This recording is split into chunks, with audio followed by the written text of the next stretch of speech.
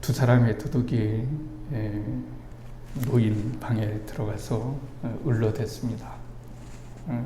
돈 될 물건이 있으면 다 내놓고 그리고 허튼 짓 하면 가만히 안 둘 것이다. 이렇게 협박을 했습니다.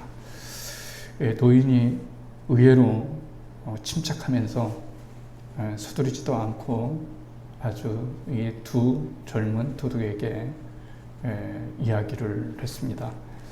이것은 내가 가지고 있는 돈의 전부이네. 이거 가져갈게. 여기 돈 있네. 이렇게 말고도 그러면서 아주 태연하게 내 방에 있는 물건이 쓸만한 것과 돈 될 것이 있으면 가져가기 바라네. 이렇게 말을 했습니다. 도둑들은 잽싸게 방 안을 살펴보고 눈에 띄는 돈이 될 만한 물건들은 자루에다가 담았습니다. 그리고 집을 막 떠나려고 할 때에 노인이 방 구석에 놓여 있던 상자 하나를 부둥켜 안고 허둥지둥 밖으로 나가서 외쳤습니다. 여기 오늘 오후에 산 셔츠가 있네. 자네들 몸에 맞을 거야. 이렇게 말을 했습니다. 도둑 하나가 돌아서서 노인에게 말했습니다. 지금 사람을 놀리는 겁니까? 우리가 지금 도둑이고 강도인데 이걸 순순히 우리에게 주는 이유가 도대체 뭐요? 이렇게 말을 했습니다. 노인이 차분하게 말을 했습니다. 나는 그저 그리스도인님이 그러니까 예수님의 말씀대로 살아보려고 최선을 다하려는 것일세. 그분은 내게 말씀하시기를 나쁜 짓을 하는 자들에게 안갚음을 하지 말고 그리고 누가 내 코트를 가져가거든 셔츠까지 주라고 말씀하셨네. 그랬습니다. 두 도둑은 의외로 이 말을 듣고 감동이 되었습니다. 그래서 방금 집에서 챙겨가지고 나온 모든 물건들을 도로 내어놓고 한 도둑이 노인에게 말을 했습니다. 노인장, 우리를 위해서 기도해 주시오. 이렇게 말을 했습니다. 그리고 다른 도둑은 이렇게 말을 했습니다. 아니, 아직도 이 세상에 그리스도인이 남아있단 말이요. 이렇게 말을 했습니다. 인생을 살아가면서 신앙생활을 어떻게 해야 될까? 어떻게 하면 예수를 잘 믿을까? 많이 고민하고 또 방법을 찾고 또 여러 가지 노력을 하지만 사실 예수님을 가장 잘 믿는 것은 가장 단순한 마음입니다. 예수님께서 그렇게 말씀하셨으면 왜 이런 말씀을 하셨을까? 이렇게 여러 가지 깊이를 생각하는 것이 아니고 그냥 어린아이처럼 우리 다온이가 아빠가 얘기하면 이렇게 어린아이가 이렇게 그냥 순수하게 듣는 그 마음처럼 하나님께서 우리들에게 성경에 쓰여진 그 말씀을 우리가 어린아이처럼 알겠습니다 주님, 그렇게 하겠습니다 주님, 이렇게 하면서 살아가는 것이 신앙의 비법이고 오늘날 우리 시대에 꼭 필요한 방법이라고 말할 수가 있습니다. 정말 하나님, 내가 꼭 그렇게까지 할 필요가 있을까요? 복잡하게 생각하지 않는 것, 정말 단순하게 생각하는 것, 단순하게 생각하며 살아가는 내가 바보인가? 라고 이런 물음 대신에 주님께서 그렇게 말씀하셨기 때문에 그 말을 따라갈 수 있는 그런 순수한 그런 마음들, 이런 마음들이 아쉬운 시대라고 말을 할 수가 있습니다. 예수님께서 나는 무엇이다 라고 이렇게 말씀을 하셨습니다. 7번을 말씀하셨습니다. 자기 자신에 대해서 7번 정의하셨다는 거죠. 나는 생명의 떡이다. 이렇게 쭉쭉쭉 말씀하시는 것이 요한복음에 7번이 나옵니다. 그 중에 6번째 해당되는 자기 정체성에서 말을 하는 것에 대해서 주님은 나는 길이다. 이렇게 말씀하신 것이 오늘 본문 읽었던 요한복음 14장 6절 나는 길이다 라고 하는 것을 6번째 자기 정의에 대해서 말씀하셨던 내용이라고 말을 할 수가 있습니다. 예수님께서 하나님 나라가 가까워졌으니 복음을 믿어라. 그리고서 세 가지 명령을 말씀하셨습니다. 첫 번째는 회개하라. 하나님 나라가 가까워졌으니까 회개하라 하는 첫 번째 말씀이고요. 두 번째는 나를 믿으라 하는 거예요. 그 다음에 세 번째는 나를 따르라 하는 겁니다. 오늘은 이 세 가지 말씀 중에 우리 인생에서 중요한 것 중에 하나는 뭐냐면 나를 따르라라고 하는 거예요. 예수님을 따르는 것이 도대체 무엇일까? 예수님을 따라가면 어떤 일이 생겨날까라고 하는 것을 생각해 볼 수가 있습니다. 우리가 인생을 살아가면서 중요한 것 중에 하나는 분별력을 가지는 겁니다. 신앙생활 할 때 분별력을 가지는 겁니다.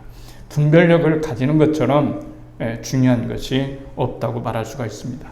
인생은 누구나 목적이 있습니다. 목적, 그리고 방법이 있습니다. 목적은 가고자 하는 것이고, 그리고 방법은 그곳에 가는 방법입니다. 그러니까 인생을 살아가면서 목적은 다 있어요. 근데 목적이 어려운 걸까?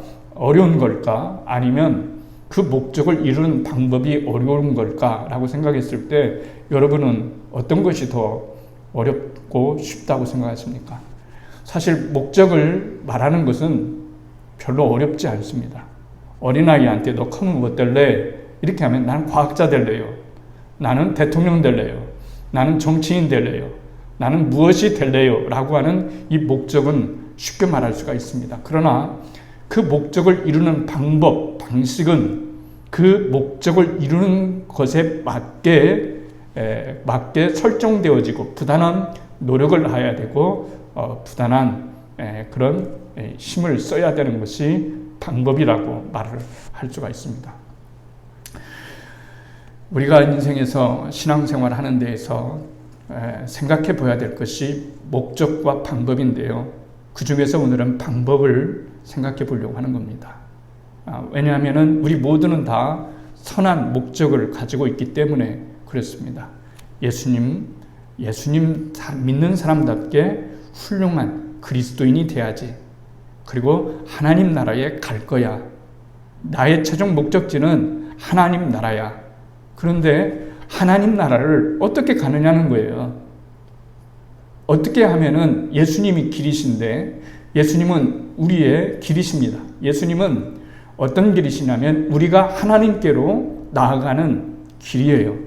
그리고 동시에 하나님이 우리들에게 오시는 길이십니다. 그래서 우리는 이 길이 그냥 외길, 그냥 교차로가 없는 외길이 아니고 이 교차로가 있는 두 개의 쌍방향으로 이루어지는 그런 길을 걷고 있다는 사실을 알아야 됩니다. 그러니까 제가 여러분에게 드리고자 하는 말씀은 뭐냐면 주일날에는 예수님은 어떤 분이시냐? 주일날에는 하나님이 우리에게 오시는 길이고 나머지 시간은 우리가 하나님께 가는 그 길이다라고 이렇게 생각해서는 안 된다는 거죠. 하나님은 언제나 예수님이라고 하는 길을 통해서 365일 24시간 매 순간마다 우리들에게 오시는 길이시고 우리는 똑같은 시간과 그리고 똑같은 그런 상황이 있어서 하나님께 나아가는 그 길이 예수님의 길이시다라고 하는 것을 알게 됩니다. 근데 여기서 중요한 것은 뭐냐면 예수님을 하나의 어떤 길, 목적으로만 생각하면 오늘 설교는 뻔한 얘기입니다. 예수님 믿으세요. 예수님이 길이십니다. 예수님이 무슨 길이시냐? 구원의 길이시고 생명의 길이시고 그리고 영생의 길이십니다. 하나님의 자녀가 될 수 있는 그런 길이십니다라고 이렇게 얘기하면 더 이상 할 말이 없는 거예요. 그러나 오늘 주님께서 우리들에게 나는 길이다라고 말을 했을 때 그 길은 어떤 길이냐면 우리가 하나님께 나아가는 길이고 또 하나님이 우리들에게 오시는 길이기도 하시지만은 그 길, 그 목적지를 향해서 갈 수 있는 한 방법, 방편, 방식으로서의 그 길이 예수님이라는 것을 우리들에게 말씀해 주시는 거예요. 방식이 하나님의 방식이어야 된다는 거예요. 예수님을 믿는 방식이 있어요. 저마다 다 달라요. 그런 것이 우리들의 마음을 때때로는 아프게 하는 거예요. 왜 예수님을 믿는데 저런 방식으로 믿나? 그런 생각 안 들어보셨어요? 왜 예수님을 믿는다고 하는데, 하나님을 믿는다고 하는데 왜 꼭 저런 방식으로 믿나? 그런데 그 사람은 그게 옳다라고 생각하는 거예요. 그래서 그 방법을 놓지를 않습니다. 하나님께서 진정으로 원하시는 방법, 방식, 이걸로서 하나님을 믿고 예수님을 믿을 때에 우리가 길이신 예수님을 따라서 그 길을 쭉쭉 따라가다 보면 마침내 영생의 길이 놓여져 있고 구원의 길이 놓여져 있고 하나님의 놀라운 은혜의 길이 놓여져 있다는 사실을 잊을 때가 많이 있기 때문에 그렇습니다. 주님께서 세 가지의 시험, 유혹을 받으셨어요. 그렇죠? 세 가지의 유혹을 받으셨습니다. 그런데 이 유혹과 시험을 받으실 때에 성령에 이끌려서 시험을 받으셨다는 거예요. 시험 없는 인생은 없습니다. 그런데 우리 믿음이라고 하는 것은 시험을 받기 전까지는, 시험을 한번 받아보기 전까지는 뭐가 없습니까? 우리의 믿음이 참 믿음이라고 말할 근거가 없습니다. 우리의 믿음은 언제나 시험과 관계되어 있습니다. 우리의 믿음이 진짜 믿음인지 아니면 가짜 믿음인지 아니면 길이신 예수님을 끝까지 쫓아갈 수 있는 그런 믿음인지 아닌지라고 하는 것은 시험을 받아봐야 됩니다. 그렇죠? 우리 교회에서도 우리 승현이가 시험을 준비하고 있고 수빈이가 준비하고 있고 다인이도 수능을 준비하고 있어요. 이 수능을 준비하고 있을 때 중요한 것 중에 하나는 시험을 본다는 거죠. 시험을 보야 되는 거예요. 그런데 시험을 준비할 때 우리가 생각해야 될 것은 내 방식대로 절대로 준비해서는 안 된다는 거죠. 그 시험, 그 목적에, 그 시험이라고 하는 목적에 알맞게 공부를 해야 되고 거기에 포커스를 맞춰야 되고 거기에 어떤 조건을 맞춰주면서 공부를 할 때 보다 더 좋은 효과와 결과가 나타난다는 것을 우리는 알 수가 있습니다. 그렇기 때문에 인생을 살면서 왜 나는 시험이 들까? 왜 이렇게 많은 시험이 들까라고 했을 때 우리의 그 시험이라고 하는 것은 우리가 진정으로 하나님께 나아가는 한 방편이 되어지고 하나님의 은혜의 자리에 나아갈 수 있는 귀한 자리가 되기 때문에 시험을 받는 것은 결코 나쁜 일이 아니다는 거예요. 여러분, 누군가 나를 때립니다. 자, 보세요. 어떤 사람이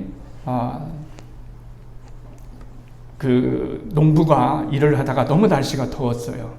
그러다가 나무 그늘 밑에서 잠을 청하게 됐어요. 눈을 감자마자 피곤하니까 이 사람이 거의 잠을 자는데 잘 때 입 벌리고 자는 사람 있잖아요. 그렇죠? 여러분들은 모르지만은 보는 사람은 알잖아요. 입을 벌리고 자는 거예요. 자는데 갑자기 뱀이 한 마리 나타나서 뱀이 한 마리 쭉 나타나가지고 그 사람을 타고 올라가더만 입속에 들어가는 거예요. 그러니까 이 사람이 깜짝 놀라서 여러분 막 갑자기 속이 끓고 갑자기 막 속이 부글부글거리고 막 안 좋고 막 그런 거예요. 그래서 막 별짓을 다 해봤어요. 그런데 이 속이 계속해서 아프고 난리가 나는 거예요. 그런데 어떤 사람이 말을 타고 가다가 그 현장을 목격했어요. 이 농부는 자기 안에 자기가 지금 고통당하는 그 이유가 그 안에 뱀이 들어갔다는 사실을 모르는 거예요. 근데 이 지나가는 나그네가 말을 타고 가다가 이 사실을 목격했어요. 그래서 저 사람을 살려야 되겠다. 살리는 방법은 어떻게 하는 거겠어요? 몸 밖으로 뱀을 나오게 하는 거예요. 그러니까 상황이 너무 급으니까 말에서 뛰어내려서 책찍을 갖고서 이 사람을 막 몽둥이로 때리고 책찍을 갖고 막 때리는 거예요. 막 이 농부는 속에서 너무 아프고 부글부글 끓고 답답하고 숨 막히고 뭐 이러는데 갑자기 어떤 사람이 나타나서 자기를 몽둥이로 막 때리는데 대굴대굴 하면서 말을 하지 않는 거예요. 왜 때리는지, 왜 내가 맞아야 되는지 이유에 대해서는 결코 말을 하지를 않는 거예요. 그리고 나서 이 농부가 이제 실신을 하게 되었어요.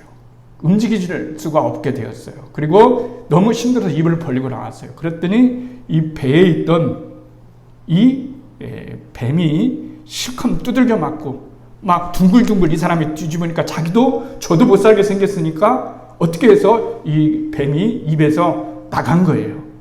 이 나간 현장을 누가 봤냐면 이 농부가 봤던 거예요. 그래서 그 이유를 깨달았어요. 아, 저 사람이 나를 때리는 이유가, 저 사람이 나를 치는 이유가 뭐냐면 이 뱀을 빠져나오기 위해서 그랬었구나 하는 것을 느껴서야 깨닫게 되는 거예요. 이것을 무슨 뜻으로 생각하는 것입니까? 인생을 살아가다 보면 대굴대굴 아플 때가 있어요. 하나님께서 우리를 때리실 때가 있어요. 도대체 왜 내가 맞는 사람이 있다면 반드시 때리는 사람이 있거든요. 근데 여러분들이 알아야 될 것 중에 하나는 뭐냐면 우리가 인생에서 매를 맞을 때 우리를 매를 때리는 분은 딱 한 분밖에 되지 않는다는 것. 그것은 아버지가 아들을 때리는 거예요. 다른 사람이 남의 자식을 때릴 수가 없잖아요. 그러니까 우리를 때리시는 분은 누구시냐면 딱 한 분이셔요. 누구시냐면 아버지가 우리를 때리는 거죠. 하나님께서 우리를 때리시는 거예요. 우리를 때리시는 거예요. 근데 왜 맞는지 몰라요. 그런데 나중에 알고 봤더니 우리가 맞아야 될 그 이유가 있다는 것, 그것을 그래야 우리가 살 수 있다는 것, 그것을 비로소 깨닫게 되는 거죠. 그렇기 때문에 우리가 인생의 시험을 당했을 때 왜 시험을 당하는지, 왜 내가 매를 맞는지, 왜 내가 이런 일을 겪어야 되는지라는 것을 단 한마디로 말하면 하나님께서 우리들을 살리시고자 하는 그런 위대한 그런 놀라운 사랑이 아무 말 없으셔요. 하나님이 왜 때리시는지를 몰라요. 도대체 이유가 없어요. 하나님은 그게 바로 나머지는 우리의 통찰력에 맡기는 거예요. 하나님이 네 아들을 내 모리아산에 가서 바쳐라 그러는데 이유가 없어요. 성경은 말을 극도로 아낍니다. 왜 내가 내 아들을 내가 왜 모리아산에 바쳐야만 되는지 이유가 없어요. 이유가 설명이 나오지 않는다니까요. 인생을 살아가면서 그 이유와 그 뜻에 대해서 우리는 여기에 다 알 수 없어요. 하나님 나라에 가면 비로소 그 뜻을 알게 되고 주님을 대면할 때 비로소 우리가 알 수 있다라고 하는 것을 알게 됩니다. 시험이 있습니다. 하나님이 주시는 시험이 있고 사탄이 주는 시험이 있습니다. 하나님이 우리에게 주시는 시험은 염려할 필요가 없는 거죠. 그렇지 않습니까? 아버지가 주시는 시험인데 오직 우리를 잘 되라고 하시겠어요? 그렇기 때문에 우리가 잘못된 생각을 할 필요는 없습니다. 그러나 사단은 우리들에게 시험을 줍니다. 왜 시험을 주는 걸까요? 우리를 넘어뜨리게 만들고 우리를 궁극적으로 구원의 그 길에서 멀어지게 만드는 길이신 예수님의 그 길에서 이탈하게 만들고자 하는 것이 사탄의 뜻이라고 말할 수가 있습니다. 그런데 여러분들이 생각할 때는 사탄은 정말 나쁜 시험만 주는 것이 아니고 좋은 시험도 주신다는 것을 여러분 알아야 되는 겁니다. 예수님께서 시험을 서두에 말씀드린 것처럼 받으셨어요. 뭐를 받으셨습니까? 네가 하나님의 아들이거든 그랬어요. 그런데 다른 번역본에는 네가 하나님의 아들이니 이렇게 말한 거예요. 그러니까 사탄은 우리가 예수님을 믿을 때 목적은 절대로 건들리지 않습니다. 목적은 안 건드려요. 네 목적 선해. 그럼 네 목적이 얼마나 선한데, 네 목적이 얼마나 좋은데 그 목적은 절대로 건드리지 않습니다. 그런데 무엇을 건드리냐면 그 목적을 이루고자 하는 그 방법은 사탄이 건드립니다.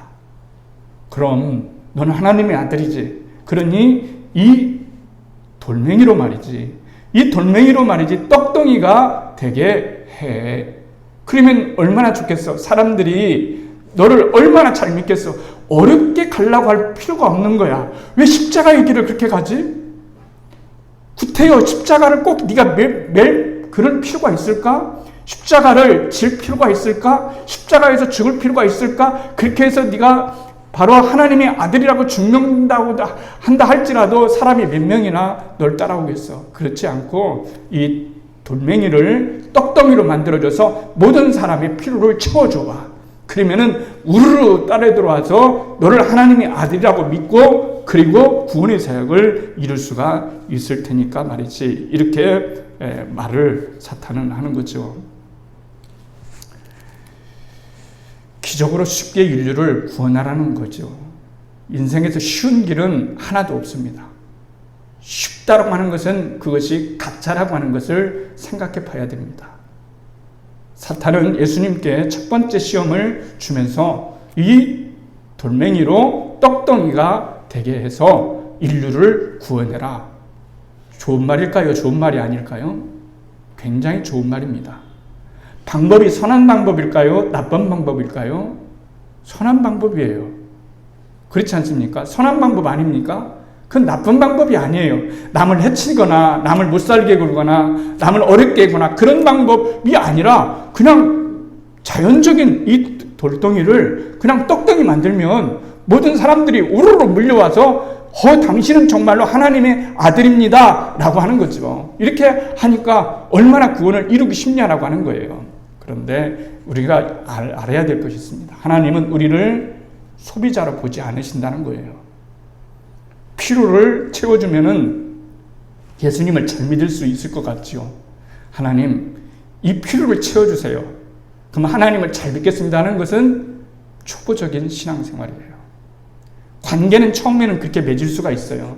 그러나 하나님과의 인격적인 관계는 어떤 관계일까요? 그런 관계에서 나타나는 것이 아니라 어떤 관계에서 나타나면 주님이 내 필요를 채워주셔서 내가 예수님을 믿는 것이 아니고 주님이 내 필요를 다 채워주셨기 때문에 하나님을 믿는 것이 아니고 이 필요가 채워지지 않는다 할지라도 하나님을 믿고 예수님을 믿는 것이 그것이 진정으로 예수님과 인격적 관계를 맺고 하나님과의 인격적 관계를 맺는 그런 과정이기 때문에 그렇습니다. 사탄은 언제나 하나님과 우리 사이를 비인격화 만드는 겁니다. 탈인격화 만드는 겁니다. 필요를 채워주면은 그냥 필요의 관계. 그렇잖아요. 남편이 아내에게, 아내가 남편에게 필요를 채워주는 것 이상, 더 이상 관계가 없어요. 자식과 부모 사이 필요를 채워주는 것. 좀 돈 좀 줄래? 아버지 용돈 좀 줄래? 뭐 용돈 줘요. 그러나 거기 그 필요를 이번 달에는 뭐가 필요한데 필요를 채워줘요. 그런데 거기에는 아무런 친밀함이나 아무런 사랑이나 아무런 인격적인 관계가 없어요. 그것은 우리로 하여금 하나님과의 진정한 관계에 들어서는 그런 길이 아니기 때문에 주님께서는 우리들로 하여금 너와 나 사이는 필요의 관계가 아니라 진정으로 인격적 관계가 되기를 원하신다라고 하는 것을 우리들에게 말씀해 주시고 있는 겁니다. 예수님께서 오병이어를 행하셨죠. 보리떡 5개와 물고기 2마리로 남자 15,000명을 먹이셨어요. 필요를 채워주시지 않았겠습니까? 너무나 사람들이 좋아했죠. 와, 저분 따라다니면 우리 걱정 없겠다. 저분 따라다니면 적어도 먹을 걱정, 저도 살아갈 걱정은 해결이 되겠구나 라고 생각해서 억지로 잡아다가 왕을 삼고자 했어요. 그러나 예수님께서는 그들을 의도로 아셨어요. 그게 잘못된 관계라고 하는 것. 필요에 의해서 내가 너에게 이 필요를 주고 네가 나에게 이 필요를 주면은 서로 관계가 이루어지는 것인데 만약에 필요가 끊어지고 필요가 단절되어지면은 어떻게 되는 걸까요? 더 이상 인격적인 관계가 되지를 않기 때문에 그런 거죠. 그래서 주님께서는 절대로 그 이상 필요를 채워주시기 했지만 그 필요라고 하는 것은 예수님이 하나님의 아들이라는 것을 나타내시기 위해서 표적으로서 사인으로서 나타나는 것이지 모든 것들을 다 기적으로 행하지 않으셨다는 것을 우리는 생각해 봐야 됩니다. 예수님이 성경에 보면 기적을 많이 행하셨어요. 우리가 놀라운 사실은 뭔지 아십니까? 예수님이 그토록 많은 기적을 행하셨다는 것에 놀라운 것이 아니라 예수님이 그토록 적은 기적을 행하셨다는 것에 우리는 놀라움을 금치 못하는 겁니다. 그렇지 않습니까? 예수님께서 더 많은 기적, 모든 일을 다 기적으로 행하실 수 있는데도 예수님은 절대적으로 기적을 그렇게 행하지 아니하시고 오히려 더 어려운 길을, 더 고난의 길을 택하셔서 당신의 구원 사역을 이루셨다는 것을 우리는 알게 됩니다. 두 번째 시험, 세 번째 시험도 마찬가지입니다. 성전의 지붕에서 뛰어내리라고 하는 유혹. 사람의 얼마나 여러분 환영을 받을 만한, 주목을 받을 만한 일일까요? 사람 주목받기를 원하잖아요. 내가 뭔 일을 했는데 하나님 사람이 인정을 안 해줘봐요. 그런데 당신 대단해요. 당신 너무 놀라워요. 당신의 능력은 정말로 대단하고 놀라운 능력을 가졌어요. 라고 이렇게 말을 듣는 것, 이 사람들이 가지는 것이라고 말할 수가 있습니다. 예수님께서는 첫 번째 기도 시험에서도 마찬가지고 두 번째 시험에서도 마찬가지고 세 번째 시험, 네가 나에게 절을 한다면, 절만한다면 다른 거 필요 없어요. 절만한다면 모든 영광, 세상의 모든 영광, 나라를 너에게 주겠다. 그러니 네가 가지고 있는 고상한 그 다스림의 법칙, 정의, 그 올바름, 이것을 얼마든지 행사할 수 있잖아. 그러니까 그 모든 것들을 다 너에게 줄 테니 나에게 절을 하라. 또 이렇게 했어요. 주님께서는 이 사단의 시험에서 여러분 둘 다 세 번째 위대한 시험에서 위대한 거절을 하셨다는 것을 알 수가 있습니다. 지붕에서, 성전 높은 지붕에서 뛰어내려서 모든 사람의 이목을 받을 수가 있을 수 있었어요. 그런데 그렇게 행하지를 않았다는 거죠. 여러분, 예수님께서 30년 동안 목수일을 행하셨어요. 그렇죠? 예수님 30년 동안 목수일을 행하셨어요. 그런데 힘드실 때가 얼마나 많이 있겠어요. 목수일, 대패질을 해야 되죠. 나무 잘라야죠. 톱질을 해야 되죠. 문짝 만들려면 얼마나 힘들겠어요. 그런데 우리들이 그만한 능력이, 하나님의 능력을 가지고 있다고 한다면 여러분, 문짝을 기적으로 만들면 안 될까요? 문짝을 기적으로 만들 수 있잖아요.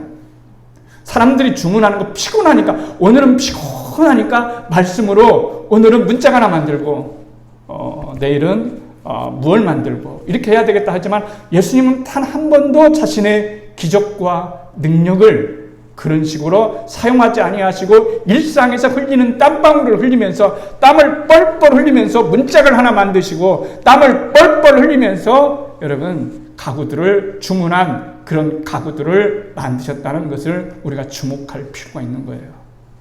그렇기 때문에 일상에서 여기서 말하고자 하는 것은 뭘까요? 기적에서 하나님을 만나려고 하지를 말라는 거예요. 일상에서 하나님을 만나려고 하는 거예요. 일상에서 베풀어 주시는 하나님의 놀라운 은혜가 얼마나 크고 놀라운지를 우리가 비로소 알 때에 우리는 모든 쉽게 가려고 하는, 그리고 쉽게 얻으려고 하는 그 유혹을 우리는 뿌리치게 될 수 있는 것이고, 그리고 그 주님께서 원하시는 방법, 하나님께서 원하시는 방법으로 인생을 살아가게 되는 것입니다. 하나님이 싫어하시는 것은 비인격적 방식이오고 비인격적 관계입니다. 하나님을 비인격적으로, 여러분 미신적으로 예수님을 믿고 하나님을 믿는 것을 굉장히 싫어하셔요. 예수님은 비인격적인 방식이나 탈인격적인 방식으로 그런 것으로 하나님과 관계하는 것을 싫어하십니다.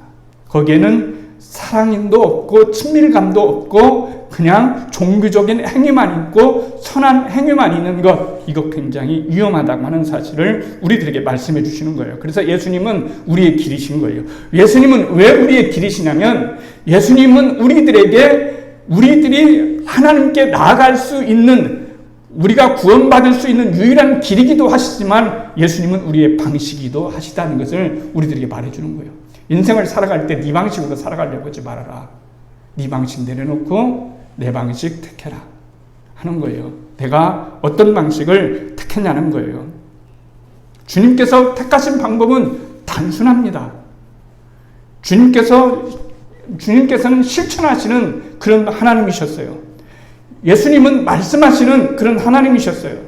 나병 환자를 꺼리낌 없이 만드셨고, 그리고 여러분 다른 사람에게 정죄를 받아가지고 도무지 살아갈 힘이 없는 그런 사람에게 다가가서 그 범죄자를 용서해 주시고, 돌로 쳐서 죽이려는 남자들에게 쫓기는 가늠한 여인을 용서해 주심으로, 그리고 하나님의 그 놀라운 사역을 이루시는 주님이셨다는 사실을, 그리고 예수님은 어린아이들을 진정으로 축복해 주셨다는 사실을, 그리고 진정한 사랑과 친밀감으로 바디메우를 회복시켜 주셨고, 불쌍한 마음으로 연민의 정을 가지고 나사로에게 새로운 생명을 여러분 주셨다는 거예요. 그것처럼 비인격적인 것이 없어요. 기적처럼 기적만 따라가면 비인격적인 겁니다. 아무런 관계가 없습니다. 그것 때문에 그냥 환호할 뿐입니다. 예수님은 그것의 굉장한 위험성을 알게 아셨고, 그래서 주님께서는 이 세 가지의 이 시험을 거절하셨어요. 예수님은 거절하셨습니다. 왜냐하면 하나님의 뜻을 이루는 그것은 선한 방법, 좋은 방법보다 더 중요한 것은 하나님의 방법이고 하나님이 원하시는 그런 방법이라고 주님은 말씀하셨기 때문에 그렇습니다. 오늘도 여러분, 예수님의 말씀을 들으러 우리가 예배당에 나왔어요.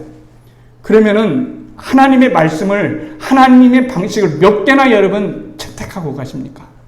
하나님의 방식을 몇 개나 오늘 습득하고 가십니까? 은혜 받았다는 것이 나를 그만큼 이해해주고 내 마음을 쓰다듬어주고 내 마음을 정말로 이렇게 보듬어주는 그런 것이 진정으로 은혜 받은 설교라고도 할 수 있겠지만은, 그러나 설교라고 하는 것은 그 이상의 것을 말하는 거예요. 주님께서 우리들에게 무엇을 원하시는지, 하나님이 우리들에게 무엇을 원하시는지 그 방법을 우리가 습득하고 그 방식을 배워가고 그 방식으로 살아가겠다라고 결심하는 것이 진정한 예배라고 말할 수가 있어요. 여자들하고 남자들하고 틀려요. 저는 여자들을 이해할 수가 없을 때가 많아요. 뭐냐면은 옷 입어보는 거예요. 쇼핑 가가지고 옷 입어보는 거.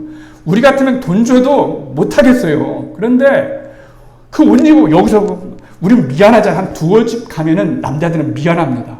그래서 더 이상 이제 가죠. 그러나 여자들은 그런 이 집 가서 입어보고, 이 집 가서 입어보고, 이 집 가서 입어보고, 오늘도 입어보고, 내일도 입어볼 수 있고, 3일째 가서도 입어볼 수 있어요. 그런데 여기서 중요한 것 중에 하나는 뭐냐면, 입어본다고 해서 내 옷이 된다는 것은 아니라는 거. 그렇죠? 옷을 다 입어본다고 해서 내 옷은 아니에요. 내가 내 옷에게 되려면 그것을 값을 치우고 샀을 때 내 옷이 되는 것처럼, 우리가 그리스도인이 된다라고 하는 것은 많은 좋은 말들을 듣고 가고 좋은 말들을 입어보고 가고 하는 것이 아니라, 진정으로 그 말씀, 그 방식이 내 옷이 될 수 있도록 진정으로 하나님의 말씀을 채택하고 하나님의 방식을 채택하는 것이 진정으로 주님께서 우리들에게 원하시는 삶의 모습이고 방식이라고 말할 수가 있습니다. 우리는 예수님의 길을 가는 사람입니다. 그리고 길을 갈 때는 그 길은 예수님의 방식에 따라서 가는 겁니다. 그래서 예수님의 방식을 진정으로 줄 때가 있어야 됩니다. 서두에 시작해서 노인의 도둑 맞은 노인에 대해서 말을 했습니다. 정말 그렇게 살아간다는 것 바보 같은 행위잖아요. 도둑이 들어오면 꼭 그렇게 해라, 그런 말은 아니겠죠. 그러나 적어도 거기에서 말씀해 주시는 것은 뭘까요? 예수님이, 내가 말씀하신 그리스도님이, 내게 말씀하신 예수님이 그 말씀을 하셨기 때문에 나는 당신을 진정으로 사랑합니다.